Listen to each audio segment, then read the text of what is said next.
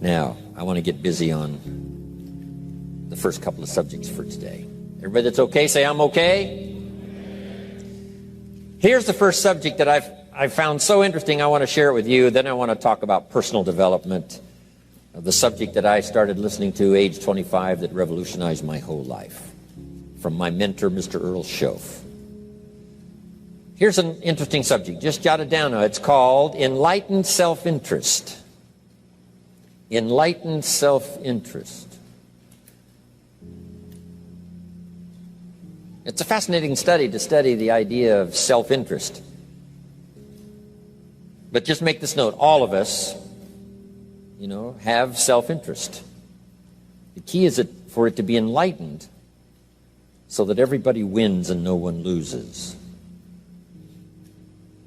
Our first interest is to survive.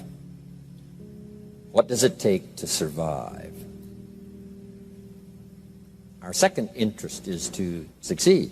What does it take to succeed? What does it take for me personally to survive and to succeed? Can I legitimately be interested enough in the things that help me both succeed and survive?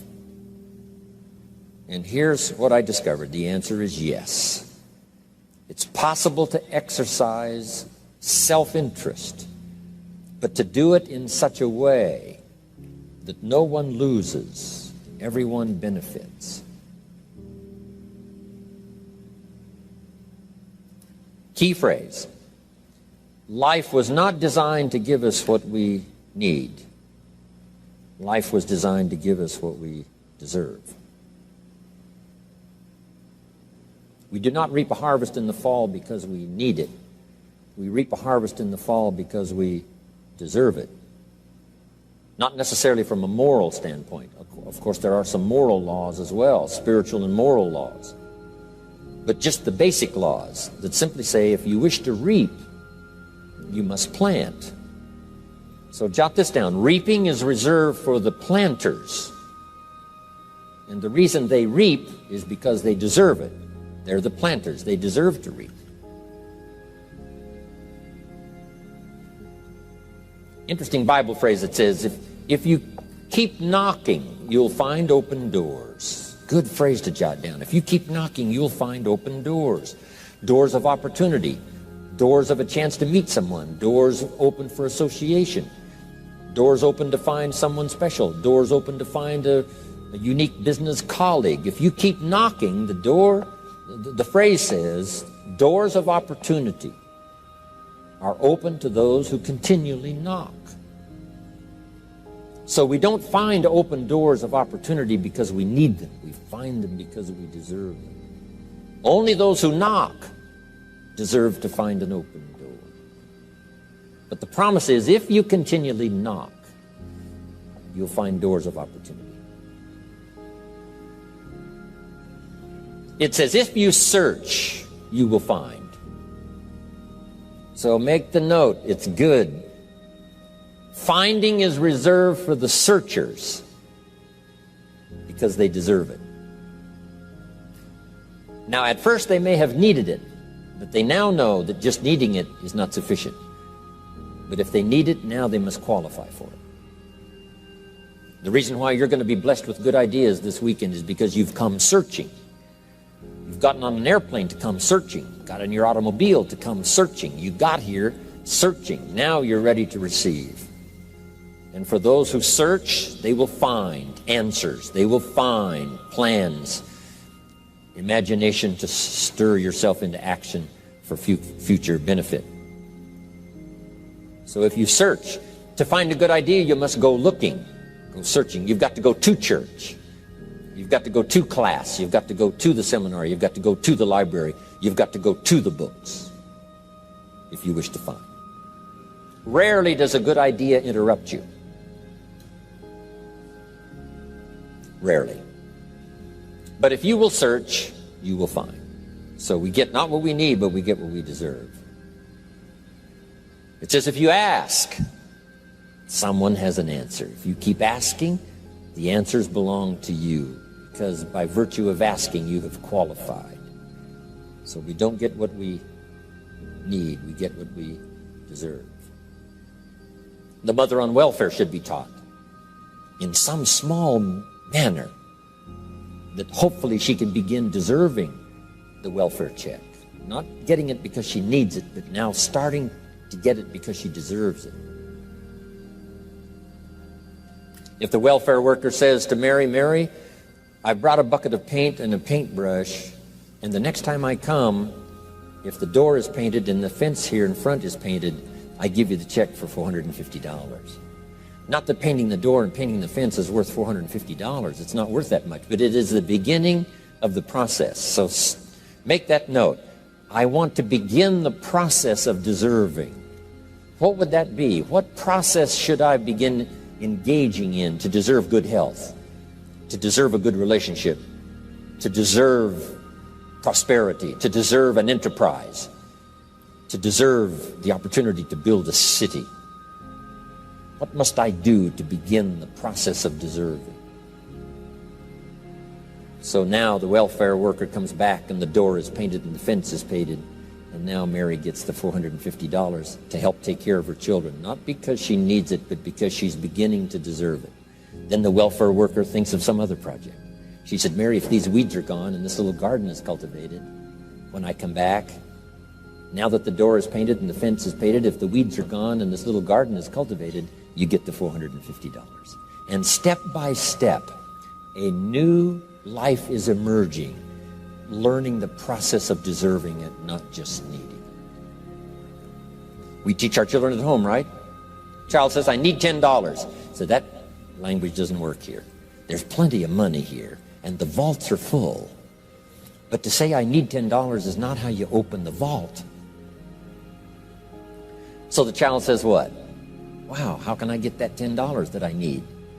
So here's what they learn to say. How could I earn $10? Now the vault opens up. Now the money starts to flow. How could I earn $10? What could I do to earn the money? Not to get the money because you need it. Maybe you need the money.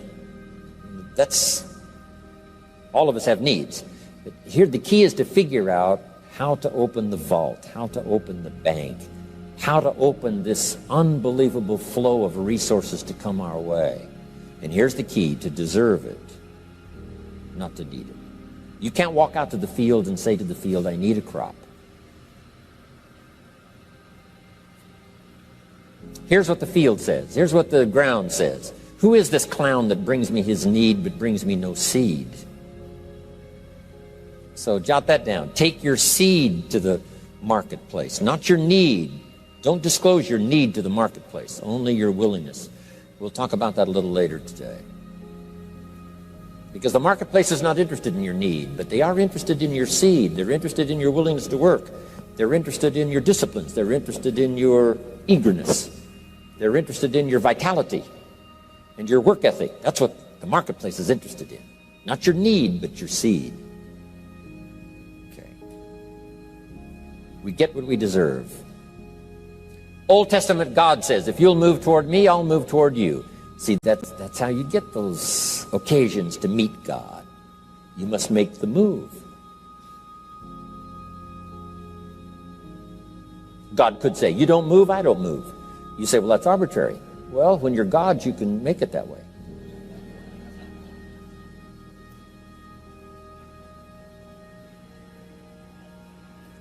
So, the law says if you wish to receive, now let's talk about enlightened self-interest. If you wish to receive, and we would call the wish to receive self-interest. But if it's enlightened self-interest, here's what it says. I understand that in order to receive, I must give. Receiving is reserved for those who give. Receiving is not reserved for those who need it. It's reserved for those who deserve it. We deserve the receiving by giving. In fact, there's an extraordinary phrase in this little context, and here's what it says. It's better to give than it is to receive. Now, the uneducated person would find that difficult to ponder. Why would it be better to give than it is to receive? So let me give you one of the better phrases for the day. Here it is. Giving starts the receiving process.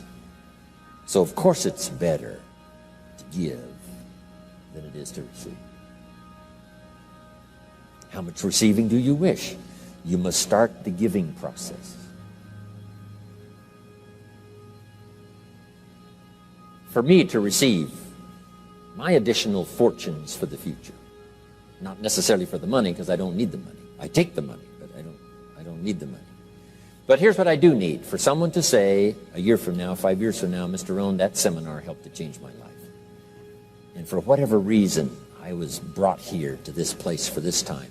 And later someone says that. See, to receive that kind of thanks, it's unbelievable. Here's what you cannot buy: that kind of thanks. You can't buy it with money. You have to earn it.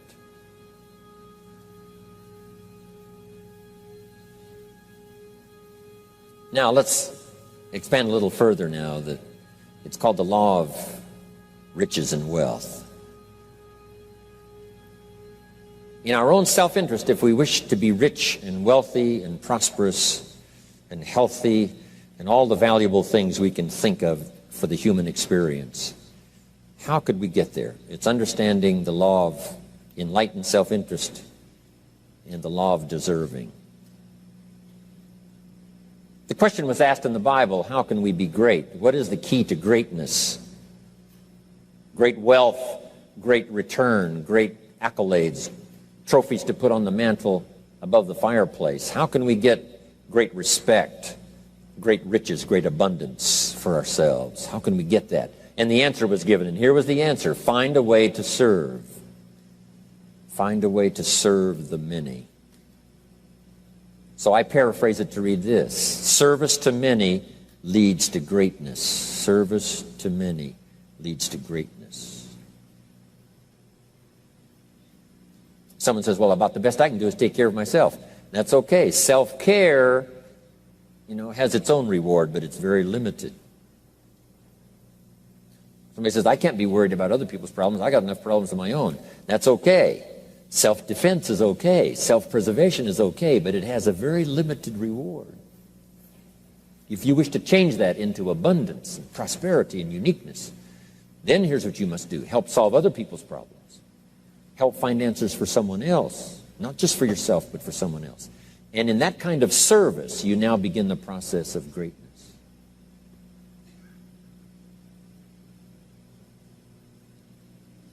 Someone asked the question, how can I be ruler over many? How could I manage a lot of people? How could I be the leader of a vast movement or enterprise? Here was the answer: nothing wrong with that wish. We call that self-interest of the highest kind. Wishing to be the manager, the ruler, wishing to be presiding over many people. Here was the answer: be faithful when the amounts are small. Be faithful when there's just a few. Be disciplined when there's only a few. That starts to entitle you to someday be ruler over many. You say, well, if I had a big organization, I'd really run it with a strong hand and I'd be a fabulous leader. But I've only got a few and I don't know where they are. See, that's not going to work. If you wish to preside over riches, you must start when the amounts are small. Someone says, oh, if I had a fortune, I'd really take good care of it, but I've only got a paycheck, I don't know where it goes. See, not knowing where it goes disqualifies you now for presiding over the fortune. We've all heard that, right? I don't know where it all goes. Did you ever hear that expression? Oh, we'd love to have you run the company. You don't know where it all goes. Somebody says, it just gets away from me. Oh, we'd love to have you run the world, right? It just gets away from you. Somebody says, it's only pennies and it's only a few.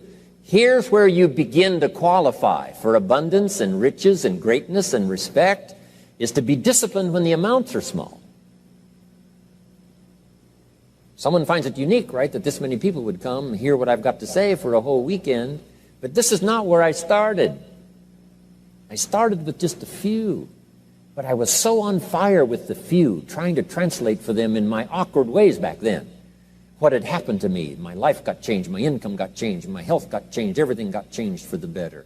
And now I've lived the most extraordinary life. But it started with my passion for just a few, to translate for just the few. Someone says, well, there's just a few here. You know, does this meeting matter when there's only a few? And the answer is yes. Jot this down. You never know who's in the audience, whether it's a few or 1,000 or whatever.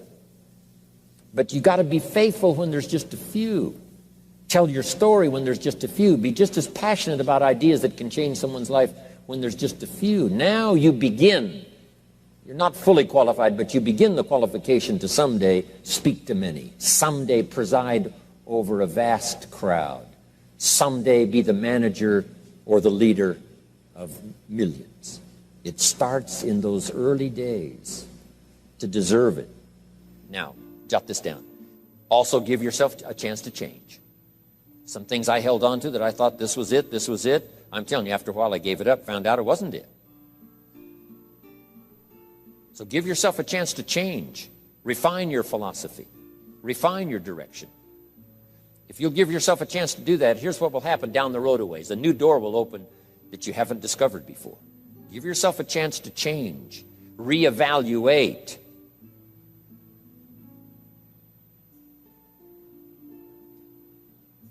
Okay. So let your library be a testimonial of your dedicated interest in accelerated personal development, that you will read whatever you have to read, you will hear whatever you must hear, and you will watch and see whatever you must see in order to make your life refined and worthwhile and achieve all of your purposes. That's what I want this stopping station to be these 3 days. Just to come here and sit for a while and listen and ponder and take notes and work hard and see if you can't absorb, get all that you possibly can here so that it will start to refine your life even before you get on an airplane and fly back to wherever you came from, before you get in your car and drive away. What we share with you here, with whatever, all the rest that you've learned, this will be a catalyst to start a process even before you get home that'll start working for you. Some of you are going to set some goals. We're going to do the workshop tomorrow, designing the next 10 years. Hopefully you'll come up with some new promises, some new objectives, some new ideas. And by the time we're finished here, these 2-3 days, I'm telling you, you'll see yourself able to accomplish 2 times, 3 times, 5 times more than you ever thought was possible, which will make this cost of this seminar a small price to pay. And hopefully it'll make the time you spent here small price to pay compared to making this an investment in your future, in what will flow in terms of money and income and return and reward and respect and dignity and accolades, trophies, all the stuff that can be yours. A marriage that lasts forever, a friendship that nourishes you forever, things that you'll find that you'll keep and treasure for a lifetime. Hopefully this is one of those weekends. It takes a lot of effort to learn. It takes a lot of effort to grow. It takes a lot of effort to decide and debate. But jot this down. It's all worth the price. Whatever stimulates you to think, whatever stimulates you to wonder, whatever stimulates you to react or even to debate, even if you hear something you say, well, that's not right. See, that's still valuable. It means you're awake. It means you're alert. It means you're alive. It means your mind is ready to take on something, whether it's agreeable or not agreeable. Something right, something wrong. Who cares what it is? We've got to listen to a variety of voices. And some are going to come from the left and some are going to come from the right. And some are going to come from mysterious sources. And some will try to entice you with all kinds of stuff. But that's okay, just so you're alive and alert and awake, ready to process anything that comes your way. Take the best of it and make it beneficial for you, so that tomorrow you walk with a stronger step. Next month you see a clearer vision. And a month from now, the purpose for your life is multiplied by 2, 3, 5. That's what I want to create here. So, now, to hurry and get through, because we have so many subjects to cover, let's cover now some other things under personal development. Here's one that's important as you read and as you listen and as you study and as you grow and as you take notes and as you fill up your journal. and then try to work on the ideas to make yourself valuable in the marketplace. Here's something to remember under personal development, some things I had to learn. First, steps to success. First of all, you need good ideas. Just decide right now you're going to accelerate your plan for collecting good ideas. Ideas for your life, ideas for your health, ideas for your marriage, your relationships. Ideas that stimulate. One idea sometimes leads to the next, needs to the next. And the 4 or 5 ideas in the future that really thrust acceleration into your life, you couldn't have gotten unless you went through the first one and the second one and the third one. Next, you need good plans. So we're going to talk about time management and game plans tomorrow. You need a good health plan. Traveling around the world, you can imagine the kind of health plan I have to have. If I didn't have a superb, extreme, got to underline the word extreme, if I didn't have a superb, extreme health plan, do you think I could travel all over the world? People look at my calendar and say, impossible. I'm the only one that can do it. Everyone else is too young. Incredible. But I've got to be extremely healthy. I can't let up at all in terms of diet and nutrition, exercise, all that stuff in order to stay healthy. So a good health plan, a good family plan. Here's a good one, a good marriage plan. Some people just go along married with their fingers crossed. You've got to have a better plan than that. Some are whistling in the dark, hoping everything will work out. Not a good plan. You need a good plan for how to use the day. We'll talk about that tomorrow. Best kept secret of the rich, how to use your time. A good plan to meet the right people over the right amount of time to stimulate your life. You need a game plan for lifestyle. We'll talk about that later. So to succeed, we need good ideas and good plans. Here's the next. We have to learn to handle the passing of time. Because all of this takes time to learn, to grow, to change. Getting through the seasons takes time. The spring has a certain amount of time. The summer has time. The harvest has time. The winter has time. Learning to handle the passing of time. Jot this down if you're involved in business. You've got to give your project time. You've got to give your people time. Give people a chance to learn, chance to grow, chance to change. One of the great requirements, especially in such an industrialized, busy, mad, dashing society, and that is to have people patience. First, we exercise it with our children and our family.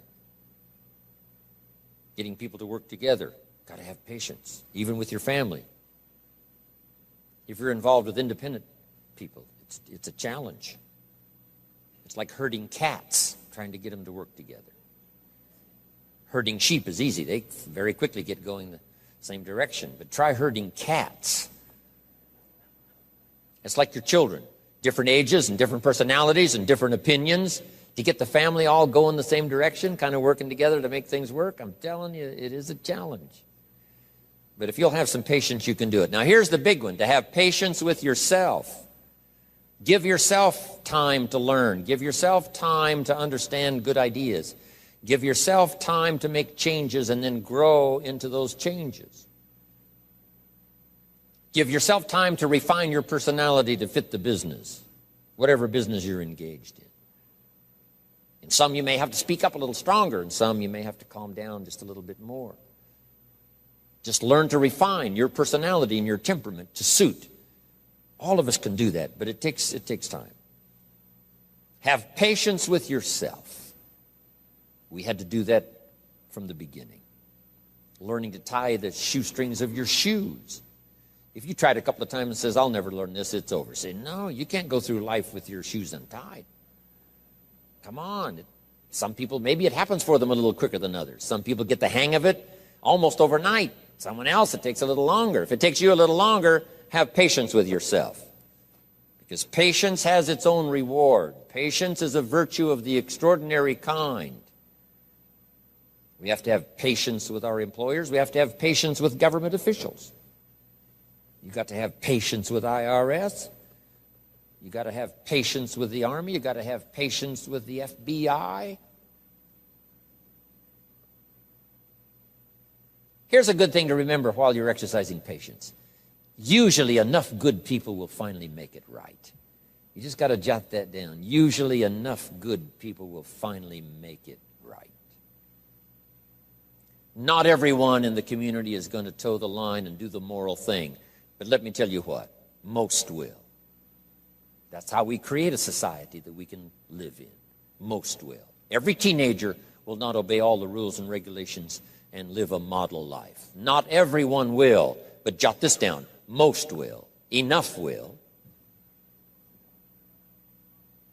When the good Lord recruited 12, not every disciple, not every one of the 12,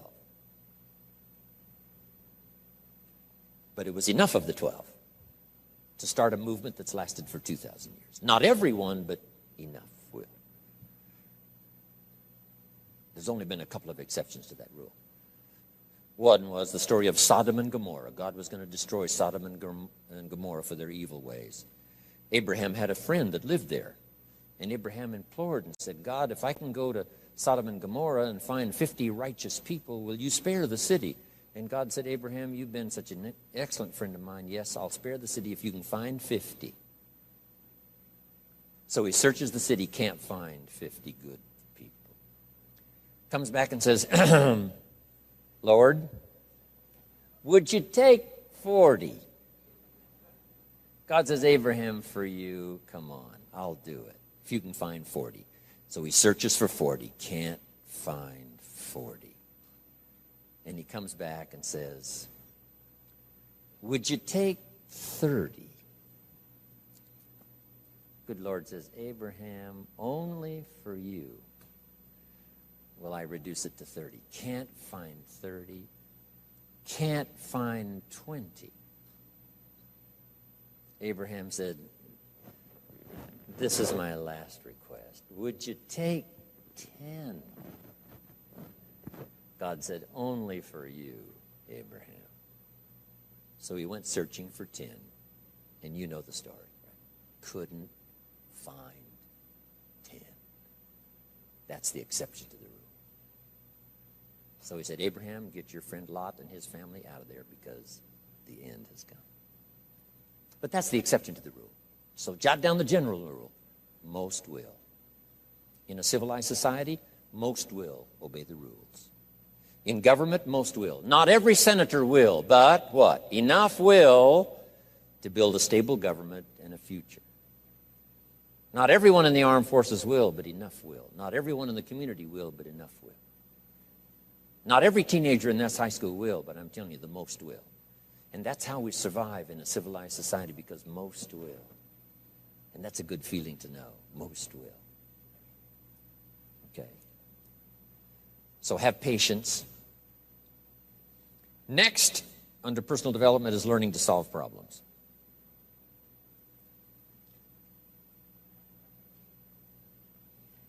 By the way, having patience with the seasons takes time to develop the crop. You can't plant the seed, dig around it in a few days saying, where is it, where is it? And you can't really help. All you can do is nourish. Some people plant in the spring, leave in the summer. Just haven't got the patience to last. So next comes solving problems. Business problems, family problems, personal problems, financial problems, emotional problems. There's all kinds. Here's a good idea I found in solving problems. Every once in a while you've got to, I haven't got it here, but I can just describe it for you. Take a piece of paper, put a line down the center of the paper, and on the left side, describe the problem. So just jot that down. A piece of paper in half, on the left side, describe the problem. Sometimes it's a good idea to take a problem out of your head and put it on paper. We'll talk a little bit more tomorrow about how to think on paper. This is one of the ways to think on paper. Our mind usually is too busy sometimes to sort things out. So if you take it out of your mind, put it on paper, what is the problem? And you should describe to the best of your ability what the problem is. And then ask this question, is that all of it? Because if you're going to prescribe something for the problem, you need to know what all of it is. When you've got it all listed, on the other side now of the paper is called answers and solutions. The problem on one side, answers and solutions on the other side. And now let me give you 3 questions. 3 questions that can help solve most any problem. Here are those questions. Number 1, What could I do? So just jot that down. What could I do? Then you start developing what we call working papers. And the working papers consist of making a list of the things you could do to solve this problem. Number one, and you say, well, number one would take too long. I can see that right now. Let's go to number two. Maybe that's the answer. Number three, no, that isn't it. And let's say you've got several points now and you've done your best to try to solve the problem yourself and you can't solve it yourself. Here's the second question. What could I read? Maybe somebody spent a lifetime researching the problem you've got, and they've got some excellent answers from a lifetime of research. Maybe in your own journal you've taken notes before on something. You say, hey, I remember a class I took. Seems like there were some answers there, so you go back, do a little research. So under number two is research. And if you search, what? You will find. If you research, you will find. Search and research.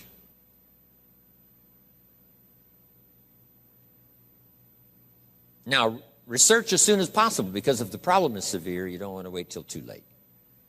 My friend Kenny comes to me and says, he just lost a beautiful lady, fabulous lady. They got a divorce. She was really something. Then after his divorce, he comes to me and says, you know, it's over. But he says, you know, something strange. He said, I found a book in my own library that I think would have saved my marriage if I had read it before my divorce. And it was a book entitled How to Live with Another Person.